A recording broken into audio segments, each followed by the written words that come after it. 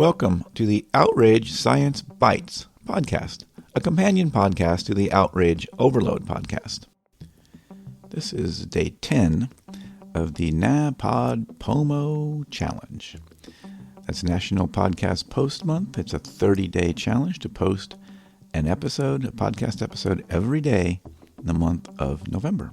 And so this is episode 10 of that challenge. So today we're going to talk about outrage porn, which we mentioned on an earlier Science Bites episode, but we're going to drill down onto that topic some more and talk about what it is, how we become some scientific ways, reasons, explanations for how we get susceptible to it, how we get addicted to it, what some of the negative consequences are, and briefly a few ideas of maybe some ways to better deal with it. Now, that's the whole Outrage Overload podcast topic or theme or premise, are those things, outrage porn and how to deal with it, what it is and how to deal with it, and where we talk to scientists and others. So, we're not going to be able to cover everything about this in one bite. So if this is an outrage science bite about it, then the Outrage Overload podcast is sort of the meal, the buffet, maybe a whole season of buffets. Because there's so much research and so much science about it. But we're going to kind of do a quick overview of it all today in one science bite, and we will try to keep this down to a bite. We'll try to keep it bite-sized. So first, I'll reiterate again what outrage porn is. I mentioned it already in one of the earlier Science Bite episodes, and I'll just cover it again. So it's the type of content that's designed to elicit strong emotional reactions. And these are typically anger, disgust, moral outrage, moral indignation. And now maybe you've heard that term. Maybe you've heard rage porn, maybe you've heard anger porn, something like that. And so often this is talked about in the context of that it's a social media phenomenon. And I just want to point out that it goes way beyond social media. Social media is a place where it maybe goes viral quickly, but this type of messaging, this type of content that is trying to elicit these strong emotional reactions exists in political campaigns, it exists in TV, partisan news, online news, it exists in, obviously, social media spaces, it exists in real life, like we find this in conversations with friends and political conversations. This type of content comes up. So outrage porn is more than just a social media phenomenon. So it's content designed to trigger those reactions and ultimately produce outrage. And so here's some of the reasons why we're susceptible to it. And then this is a short list, so we're not going to go through it all. And we mentioned this earlier, the idea of negativity bias. So a lot of scientific research has shown that for some reason we are wired to pay more attention to negative things. This is the theory here is because the idea is that negative information would be more relevant to our survival. Like, if something bad is happening, we want to know what that is. So we see a snake, need to pay attention to it in order to avoid being bitten, that kind of thing.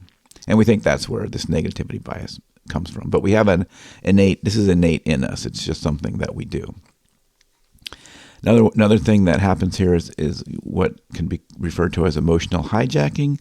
So this is when we're exposed to the outrage porn, this content that's designed to elicit those strong emotional reactions, that triggers our amygdala. That's the part of the brain that's responsible for fear and emotion, and that becomes activated. This can lead to physiological arousal, such as increased heart rate and blood pressure. And that can actually be sort of a pleasurable thing, and we may become drawn to it for that reason. And the third big one that I'll talk about is basically the feedback. So if we're getting positive feedback from it in our filter bubbles, in our within our network, these are very strong. That's very strong positive reinforcement. We are very groupy people. We, as a species, and that connectivity, we see that as a way to connect, and that makes us feel connected to others, to a group, and so that is a very strong factor in why we tend to gravitate and even seek out this outrage porn, often without even knowing we're doing it. It helps reinforce many of our beliefs and our connectivity and community with others that share those views. And I guess it's those same things that sort of make us somewhat addicted to it, right? So the physiological arousal that I mentioned, that can be addictive.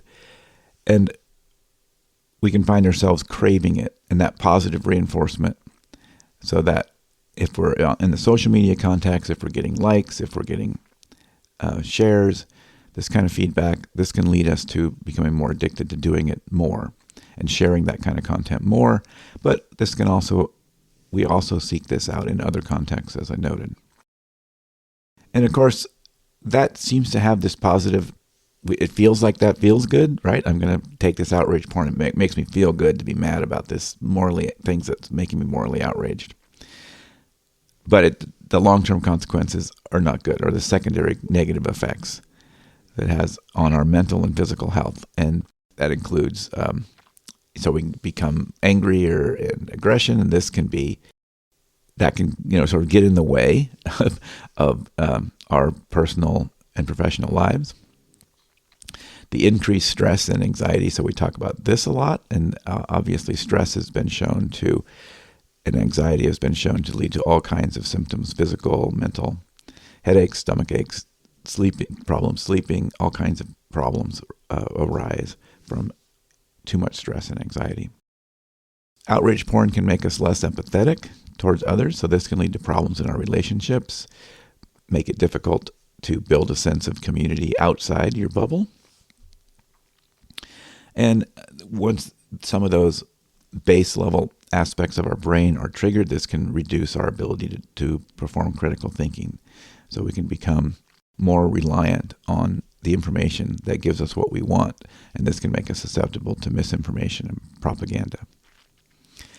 And so what can we do about it? Well, we have a whole podcast about this, and we talk to a lot of different scientists and researchers about ideas, but a few of the recurring themes I'll mention here, and we'll keep this episode short.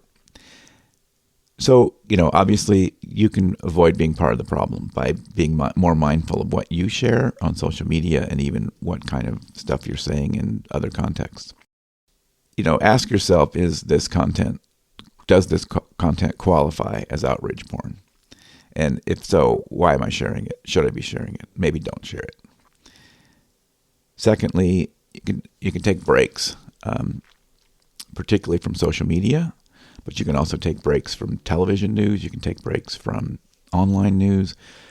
So there's nothing wrong with taking breaks. I mean, don't let the FOMO take over, the fear of missing out. Believe me, it'll still be there when you come back. And that can maybe give you a little more time to reflect on what kind of stuff you're consuming and whether it's in the big picture of benefit to you. And then you can also seek out sort of non-outrage porn content, right? So instead of focusing on the negative, try to go find some more positive content. And when I say positive content, I don't necessarily mean content that confirms your prior beliefs, or, in other words, some version of selective media, or some version of selective exposure, I should say, and some version of confirmation bias, but focus on just positive content that isn't framing things in a sort of hostile or disaster kind of mode and try to rile you up with fear and outrage. And maybe you can look at some non-political things, uplifting stories, listen to music, and spending time with folks you love outside the context of political conversations or other forms of outrage porn. So we'll keep this episode short. I know a few have gone a little long, so we'll keep this one short and end there. So just outrage porn in your life, kind of here's some of the science about why we sort of get addicted to it, why we become attached to it, why we like it, but keeping in mind those negative effects of it. And then some tricks, some simple ways to maybe help avoid it. So if you like this kind of content, you may enjoy the long-form Outrage Overload podcast, which is a podcast about outrage in society, outrage in politics, and lowering the temperature. And that you can find that at outrageoverload.net. That's also where you can find past episodes and links to Outrage Science Bites. If you scroll down at outrageoverload.net, there's a link to Outrage Science Bites at the bottom of the page. And you can go look for all the other episodes of this little Outrage Science Bites show. Okay, thanks for listening, and look for another episode tomorrow.